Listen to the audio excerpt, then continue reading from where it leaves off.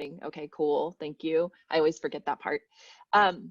Yeah, so we have a pretty uh, simple agenda, I guess. Is Daniel's the only item that we have. So Daniel, I will let you go ahead and take it over. I assume that this is going to be like a part 2 of the presentation from last time. Is that correct? Well, my goal perhaps for today, as we had some specific questions, perhaps more focused on inner source, it's about trying to have some open discussion, all of us, about if you have specific questions. Because most of the slides we covered, most of them, that was, as a reminder, introduction to inner source, key concepts, and so on. Then a bit about of the inner source commons, and then we went through the how to have certain metric strategy in place, and specifically this role that CHAOSS may play together, the tooling, and all of this with some use cases. So my idea for today was mainly 2 things. First is open discussion with any kind of question you may have and so on, and try to foster those discussions. And second, show you some details about the community of inner source patterns that I think it's interesting for this group as well. So what do you think? I think that's perfect. And I'm excited. So I guess if anyone has questions, I guess just go ahead and we'll just start chatting. Hi, Daniel. I'm William. I have quite interesting discussions in our company's website, and as I'm not sure if you already know, we started inner source maybe 4 or 5 years ago, and some people are just getting through it, and now we are starting inner source 2.0 to build the community around the inner source projects. But I got some feedback from my colleague. They are not optimist. They think that the inner source could be failed because it's hard for them to find the motivation for the inner source project. They think if they have a chance, they may work on the open source project because they can solve more valuable things when they do the open source project. But do the inner source project, they don't see the value because the manager could not, may not agree with them, and they think they spend a lot of time on the inner source project, and it may not good for the business of the department. Did you get this kind of feedback or questions before? Yeah. So thank you for the question. So that's kind of usual issue that I've heard of at the inner source commons. So about motivation, that mainly depends on what motivates developers within a corporation. So one of the experiences I can bring here is well, we did some years ago a couple of surveys and interviews to developers and middle managers, and for the developers, there was a real gap in terms of expectations between both groups. First, we surveyed developers and we asked directly developers about, okay, what would you like to have when contributing, for instance, as a reward, right? So we are talking about rewarding developers in somehow. And developers were stating that in most of the cases, they would be very happy about having a specific, for instance, training sessions in other technologies, perhaps a ticket for attending a specific conferences that they would like to related to any technical issue that they are in, and so on. Then we went and asked middle managers. And in the case of the middle managers, the interesting fact here is that middle managers believe that their developers were mostly interested in money, in having more money.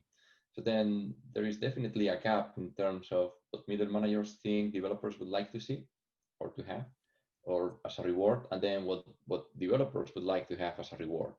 So the first advice perhaps I can give here is try to talk to the developers and what they would like to see or have in return as this.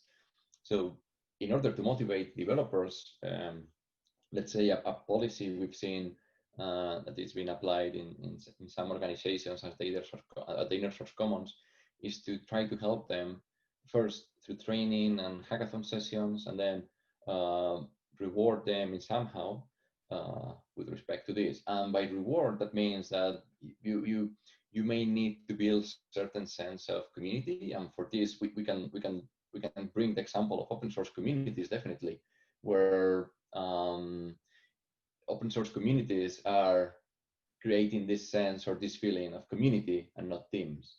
So what we need to create within organizations are those communities. Depending on the approach, different companies are using different strategies. So we can go to, let's say, simple things as building communities through the existence of simple things as stickers or t-shirts, where then suddenly people will recognize someone else because that person is have a sticker in her laptop, on her laptop for a certain community that you have internally. Or perhaps they are wearing a t-shirt and they will say to each other, hey, I'm working there as well. Oh, so you are this person. Okay, great. So these are, let's say, first steps people are doing. And then in the same way that in open source, there are specific roles that exist with the goal of facilitating and unblocking situations and so on as community managers or developer advocates or DevRel, kind of all of these type of roles. Internally in large corporations, what I've seen is that they start having these kind of roles as well, kind of internal community manager, fostering, let's say, this concept of community in somehow, and then those are the ones that are trying to facilitate the process, foster hackathons, training sessions, etc., etc. And finally, perhaps the most motivational action is to have in your quarterly goals something related to participation in other business unit projects, so in the inner source projects in somehow. Because if you have this in your quarterly goals, then you have a reason why you should be there at some point. So this is not about, let's say, forcing people, but at least at the very beginning about looking for the right people to participate in the initiative. So this is about looking for ambassadors that then they can help spreading the word about this is open source, this is inner source, this is the way we are working, good practices we are putting in place, with the goal then that keep growing the community in somehow. So I'm not saying this is easy. It's just what I've seen so far. Okay. I have another question about how do we choose or pick what kind of project which is suitable for the inner source. Currently, we have a bunch of the tools that may use across the department, and they may not have the investment because it's a building tool. It's like the engineer just creates this kind of tool to improve their work in efficiency, and we think this kind of project is a good candidate. Do you have any other suggestion or a good example? So to just like the start this kind of community, and because we need a good first example to inspiring the engineers to show this is workable ways, or this is a good way to go. So in this case, I've seen different ways of starting all of this. First of all, probably you should ask yourself if the project you are releasing internally as inner source, if it makes sense from a technological point of view to be inner source. And this means, is this going to be used by others in the organization? Is this of certain interest by other members, other business units? Is this ready from a technological point of view to be shared with others, so then others can participate in the project in somehow? And with this, I mean, not just the technology, but guidelines, requirements process, design meetings, all of this. So as let's say that once you open the project, you should be as transparent as possible with clear rules and clear roles in the community. One of those roles is this concept of trusted committer that we are playing with at the Inner Source Commons. And the role of the trusted committer is similar to the role of a committer in open source, where this is a person which is typically a technical leader. And this person, if I assume you are working nowadays kind of in an agile way, probably with certain probability. So this means that you are working in teams of 5-6 people, probably all of them working in the same office or space. Well, nowadays with the COVID, probably in all of them at home. But they are supposed to work together, because then in that way they will be much more productive with certain, then we have a Scrum Master or whatever method you are using. In the case of inner source, so the documentation you are creating there in the agile way of doing things is mostly focused on the final customer, right? Final client. In inner source, the documentation we need to create is mostly for developers, for other developers that are willing to participate in the project, and for others to give them clear rules that to show them how to participate. So quick example here is, if I'm going to your house, probably you will have some rules like, please take off your shoes, or bring a bottle of wine, or come at this time in this time slot, because I may be sleeping or with my family. So given that if I'm going to your house, you have certain house rules. This is the same way with internal development in certain projects. So if I'm going to participate in others' projects, I need to fully understand what they are doing, right? So for this, I need to understand the guidelines. I need to know the team behind all of this. I need to understand how to produce the code, how you would like to deal with the requirements, and well, certain good practices that you need to have written down somewhere. So to foster this collaboration, that's one of the very first steps, the trusted committer, good guidelines, and have certain roles with that they only have written right access. So then anything that anyone else produce needs to go through a code review process. Then for the project itself, the advice I can give is all about thinking twice if opening that project makes sense internally. That's all. Because you can go, so it's probably the same in open source. So you can share something with the rest of the world in GitHub and say, now this is open source. But you may not have any contribution at all, right? So then is this really open source thing? So the same happens with inner source, where, well, we are using GitHub Enterprise or GitLab Enterprise or any other tool that Atlassian stack internally. So we are doing inner source. Okay, but how many contributions, for instance, from other business units are you having? Why others? So, and going to your specific questions, why there are other people or developers that are not coming to my project? Why is this happening? Why don't I have any kind of traction? So that's probably a question that I don't have the answer, and probably you should go and answer and look for others and try to ask this question to other business units, because maybe what happens is that they don't even know that that project exists, right? Yeah. And the final thing is one of the benefits of inner source is about developing faster, and perhaps in some cases by a code review process in place, by reusing other business units projects. So then reusability and discoverability of existing projects in the organization is key. So how to do this?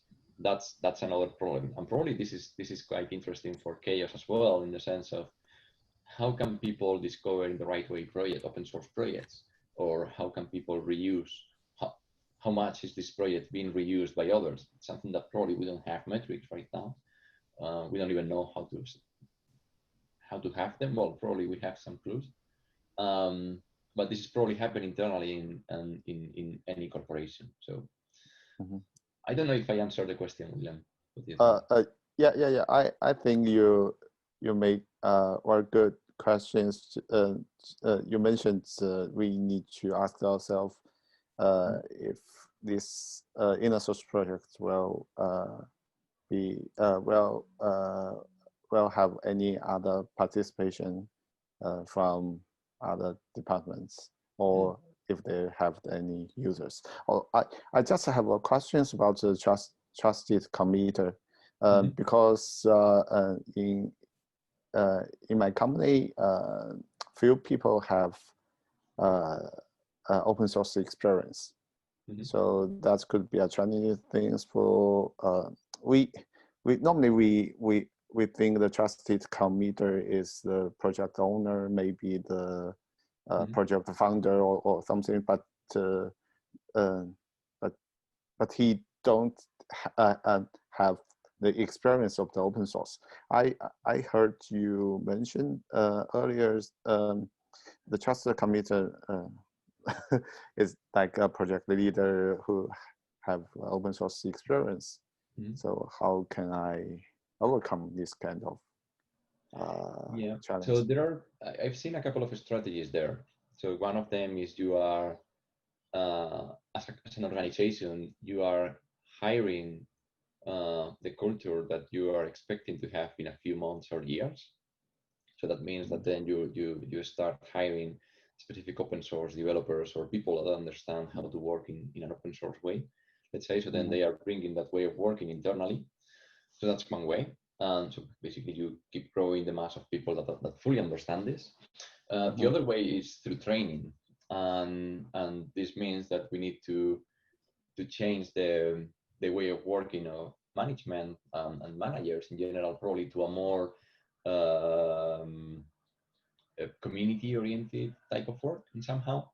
And that person would be the one kind of helping others and so on. So what other companies have done so far is they have their own, how to say, kind of inner source department or inner source office, where the same way that you have open source office and so on, they are dealing with this type of things. And indeed, in out there are other organizations that are using the open source office as a way to start training developers to work internally in the same way that they should work outdoors. So then that means that they are kind of doing inner source with the goal of skilling up all of the developers they have. So at some point, all of them, it doesn't matter if they are working internally or externally in the open or in a proprietary environment, that they are working in a pretty similar way. So inner source is a really good way to help people to acquire this kind of skills, right? Related to open source skills. Yeah. So with respect to the trusted committer, that department set of people, managers, kind of, first should have a full understanding of how open source works in the different flavors, let's say, because as there are different flavors of open source, then there are different flavors of inner source. And that department would be the one helping others to understand this. So the first step is about looking ambassadors, like, okay, who else in the company is interested in participating in working in this way, in exploring these ways of working. And those, then we need those might be at some point be those technical leaders, or at least helping others to become those technical leaders. So then that would be the role of the trusted committer. Yeah, so this is more or less. There is a book by PayPal where they were specifically dealing with this problem. Let me share this in the chat. So there are some resources in that page. So the first one, getting started with inner source. Well, I guess you know the book, but if not, this is a really good reading about how to start and why they started, what they found, their experiences, and these first steps with the trusted committer role. So I think that it's worth having a look at this. Okay. Currently, I play the trainer or the mentor to for our inner source project. We have about around 10 projects, but here's my challenge. I can only pay attention to one or two projects at a time, but now we have a bunch of maybe it's near 10 projects. So I need to convince my manager, my leader to give me some time. It's look like I should start from one or two projects to make them go smoothly, and then I can make some copy or just let the projects I mentored to mentor the other projects. It's look like currently I cannot do the mentoring things once for all these projects. Yeah, the way I see that might be worth exploring is through trying to automate things on the one hand. So so I just shared in the chat as well. We've been working on a maturity model at the Inner Source Commons with some output from previous projects and so on. And the idea is about not about using maturity model as CMMI, that perhaps one company is asking another company to be certified in certain level, blah blah blah. But it's more about self-assessment and create awareness about where you are at the inner source journey. Because if you have the trusted committers, you have ambassadors and people that are starting to participate, so you are creating some kind of community. Probably the more you are like the Apache Software Foundation or the OpenStack Foundation, CNCF, any other foundations, the better, because that means that you will be internally transparent, collaborative, communicative, etc. Right? So this maturity model is kind of trying to assess that. So checking this might be worth having a look at this. Yeah. So and this brings the discussion about the inner source patterns, which is what I can show you in the following minutes if you want. So I don't know if you have more questions.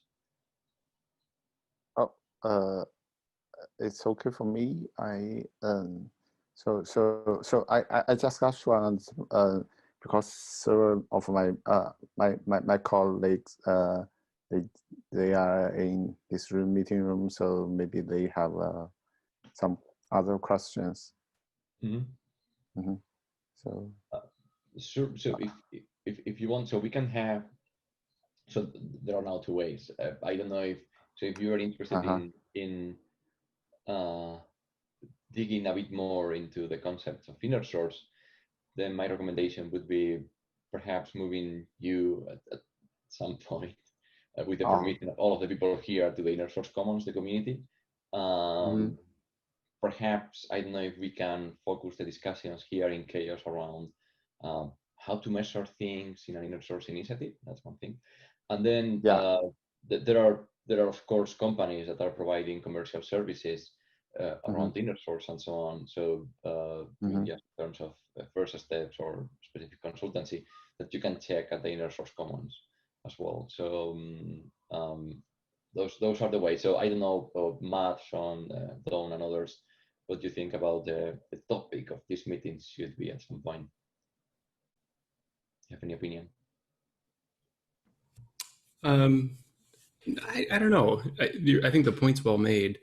Like whether or not talking about inner source is chaos centric. I think to your point, there is a whole community, the Inner Source Commons, that does talk about this. I don't know how often they meet. Do they have a regular cadence on meetings like this? Yeah, so there are 3-4 working groups. One of them is the learning path, which is about there's a bunch of videos edited by Aurelia in this case, with the goal of teaching how inner source is, first steps, etc., etc. So William, definitely you should have a look at this because this is really good materials. Then there is another one related to patterns, which is looking for solutions for existing problems. There is another one for marketing. There is another working group for the summits.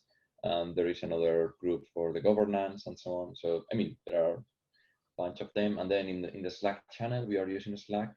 Even when this is not an open source tool, but we are using Slack for general discussions. So, and all the discussions are under the Chatham House rule in Slack. So, good place to start. And then in Inner Source Commons, is there work to try to define the metrics that people would use to gain better understanding of their own inner source work? There are some. So far, people are kind of building their own stuff internally. So they are sharing from time to time their experiences when having metrics. The tooling, if they have reused any open source tool or they started from scratch and so on. But there are definitely discussions about metrics. So this maturity model might be something related to metrics, as you need to move from one level to the other. So more or less, this is the... Okay. Is it, but it sounds a little bit more ad hoc, maybe? For metrics so far, it is. Okay. I'm wondering if there's a way that the work that's going on in Inner Source Commons, and obviously the stuff that we do in CHAOSS about trying to articulate what those metrics, if we could find a way to bring those two together a little bit, whether it's in this meeting or if we set up something a little bit more formal in Inner Source Commons in that community. You know what I mean?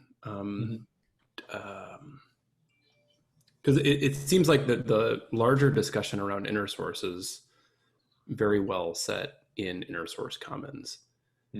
And the CHAOSS project could help articulate what some of those metrics are that are used internally and try to pull out the stories about why they're important. I mean, this is when we do the metrics articulation, this is exactly what we do in CHAOSS. So the question for you would be like, where, if we were going to do that, which I think is a good idea, where would that work best be suited, and how would it, or where would it best be suited or positioned? And then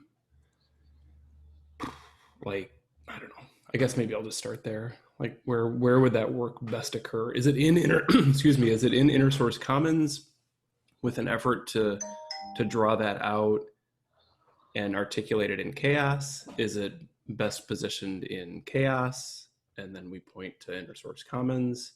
You know what I mean? At this point in time, that mainly depends on the people that are joining both communities. So if there is a specific interest in CHAOSS for more people to join some kind of discussion around inner source metrics, that's good. If, for instance, William and others are joining the Inner Source Commons at some point, and then we start having certain discussions there, that's good as well. So as I'm in both communities, I'm not trying to move people here and there, because we are having right now the discussion about inner source in CHAOSS. So yeah, when I'm thinking like this, the Asia Pacific community call has kind of landed towards inner source, which I'm fine with.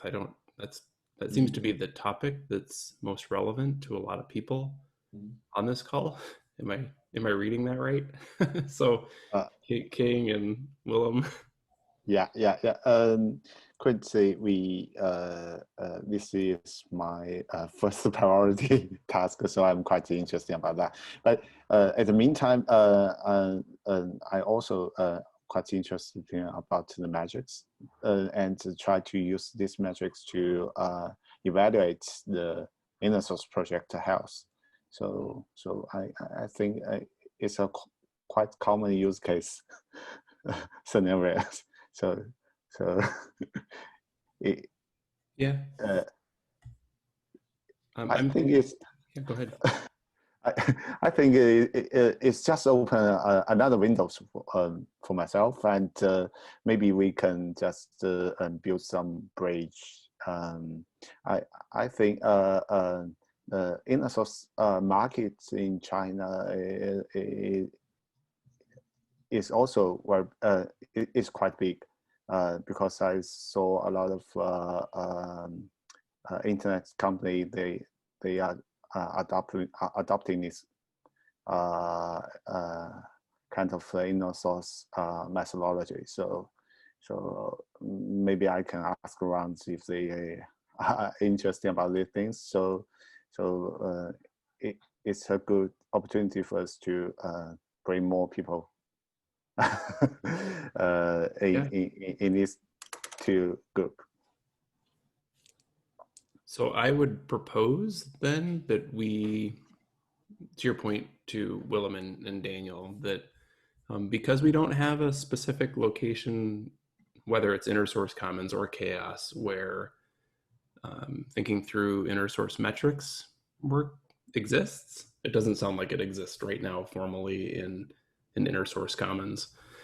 To me, it seems completely reasonable to use this time to start thinking through what some of those metrics can be and why we would, basically thinking through what those metrics can be. What's the description? What's the objective? How would we measure them? What are we hoping? Just following the goal, question, metric approach.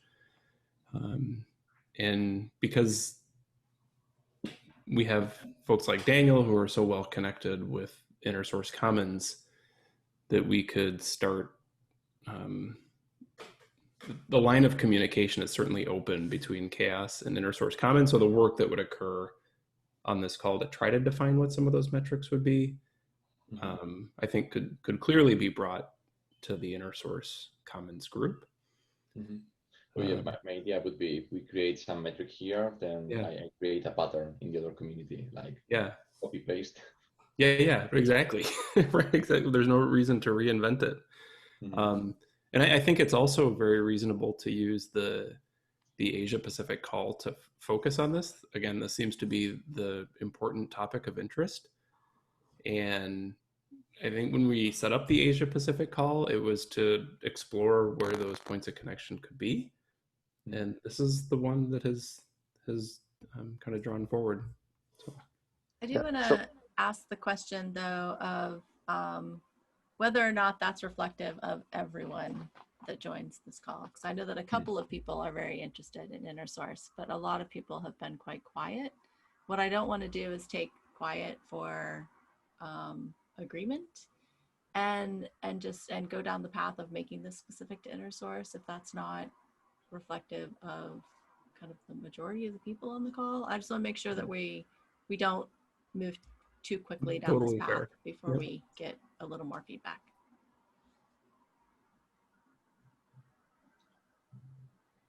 What do you think?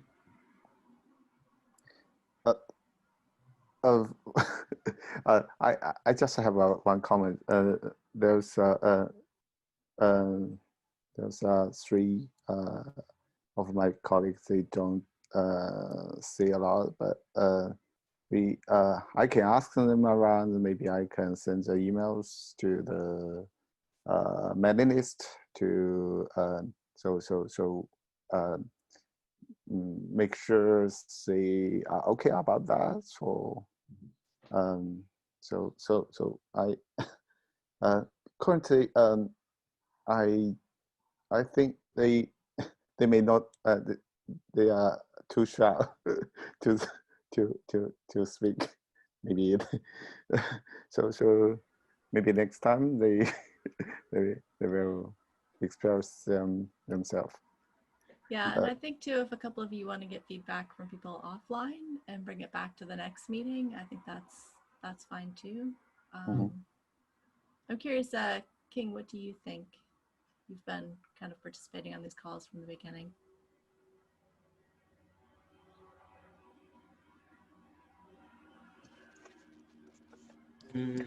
Yeah, maybe I think maybe I agree with Matt's suggestion.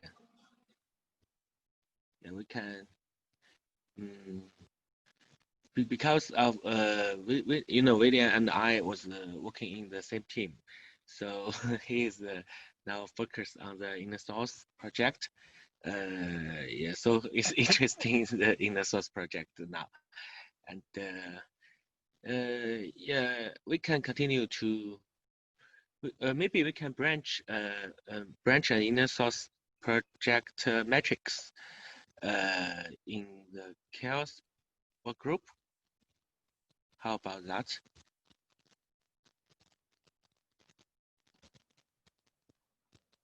That sounds good. Yeah, to me. no, yeah.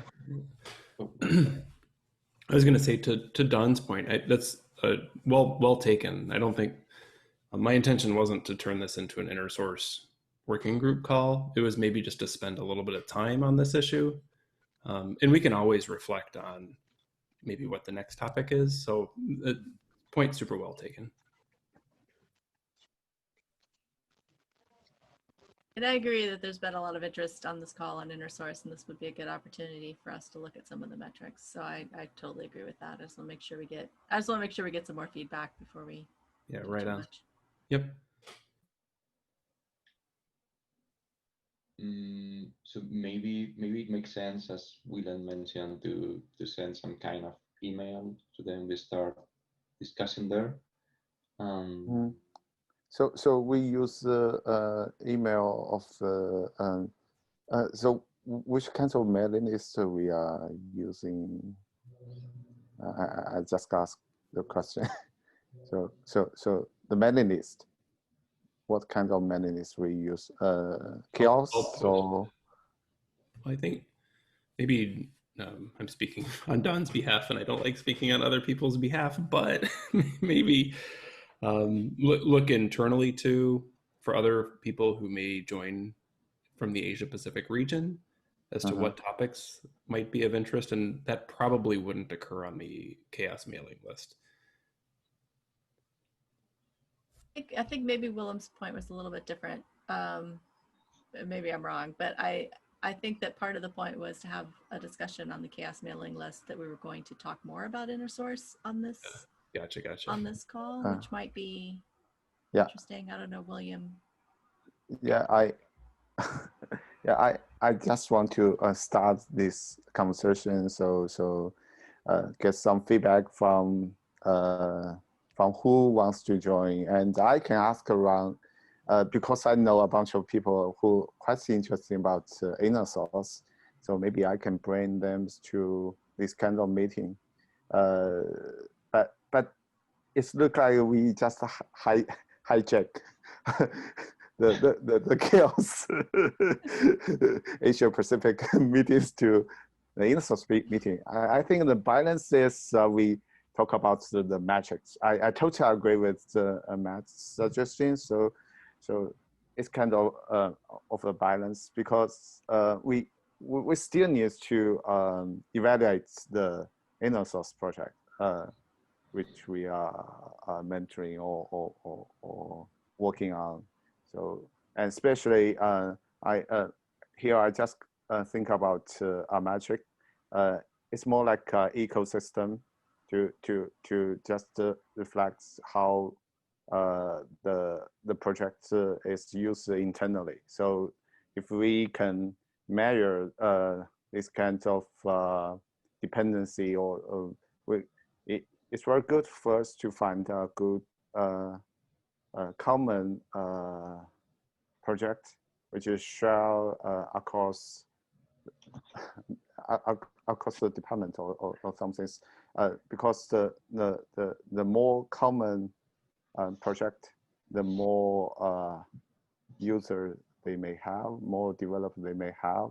So this kind of project is a very good candidate project for the inner source. Mm-hmm. So maybe we can find more metrics about just like this. So to help us to identify if this project is good enough for the open inner source, and we can also it's more like ecosystem. It's more like a value working group, and we also can measure if this project bring the value to the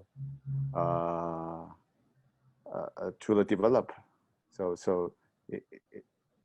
to give them some motivations to join this Canto project.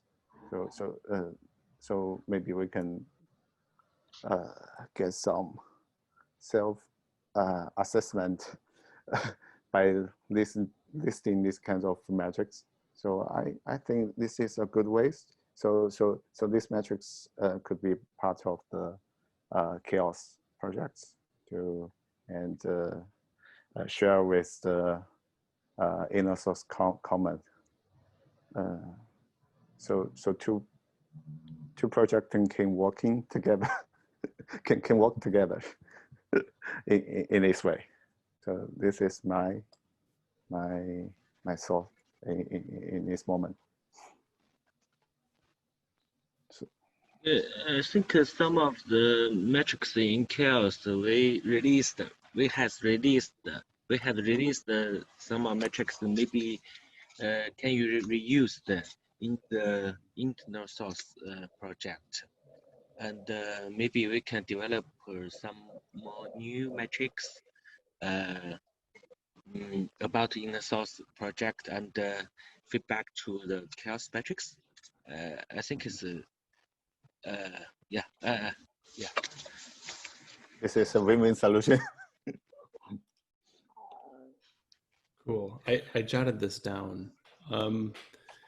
One of the things that I think we're going to need to do is find a tool that's not Google Docs, because I think there's some restrictions in China. Is that right?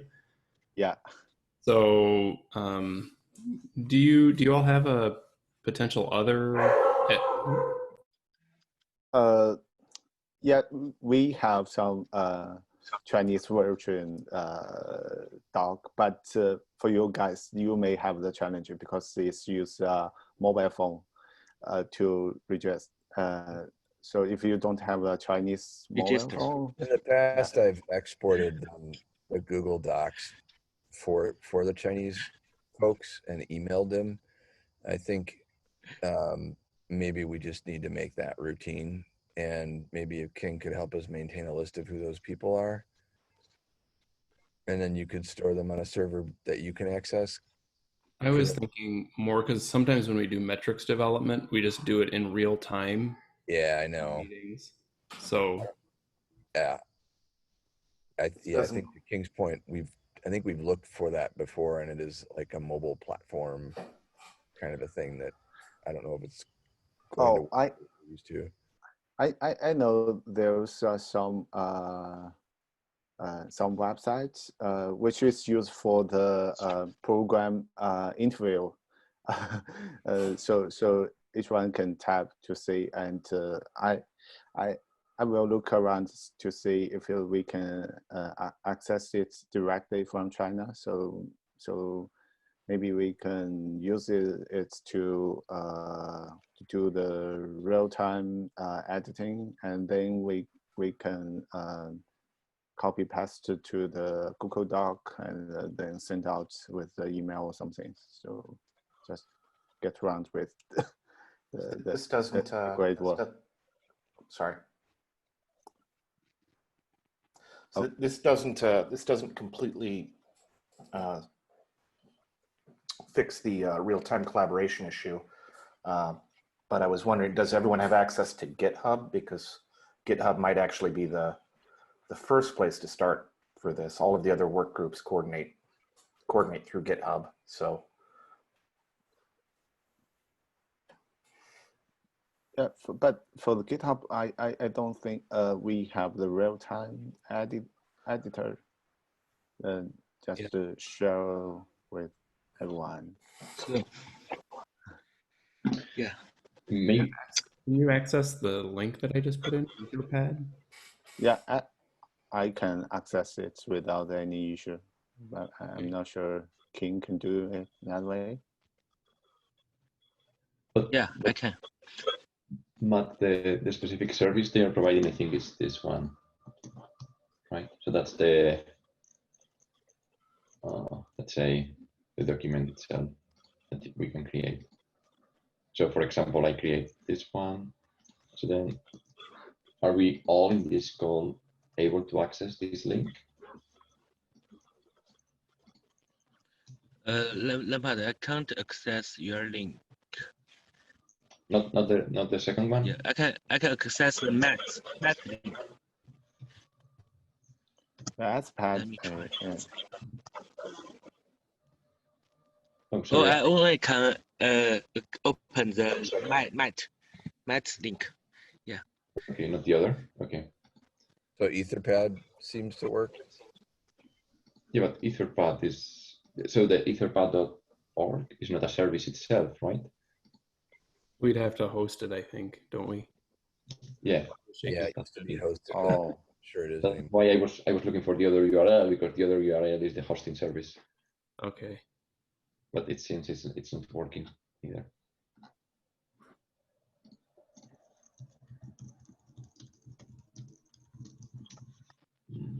Well, maybe for the next call, I'll try to bring forward maybe a handful of different collaborative tools that could work in real time. If anybody has any other thoughts, not necessarily an answer, but thoughts, can you put it in the minutes? I can check it out. I can't say we've looked at this for other projects, and most of the hosted services are blocked in China. Okay. Generally, it's the ones that we would host ourselves that Okay. aren't blocked, Yeah. or possibly new services that don't really have enough users that they're on the radar to be Right. blocked yet. oh, We've But definitely then been they down will this road. eventually be blocked if they get a lot of users. But until then, We've been down this road. okay. before. currently, I can access the Google Doc without any issue, so it's just fine for me. I'll bring a few maybe options forward in the next call. Mhm. Okay, so I think we are up to the top of the hour. We are. Yeah, yeah. Thank you, Daniel. Thank you, Matt. Thank you, John. It's my pleasure to work with you guys, and I think you put a lot of energies and resources on this call. I'm really appreciate that, and I just want to say thank you to all of you. Yeah, Awesome. thank you for your time. Thanks, Willem. Yeah, Thanks, everybody. Thanks, Willem. Thanks, King.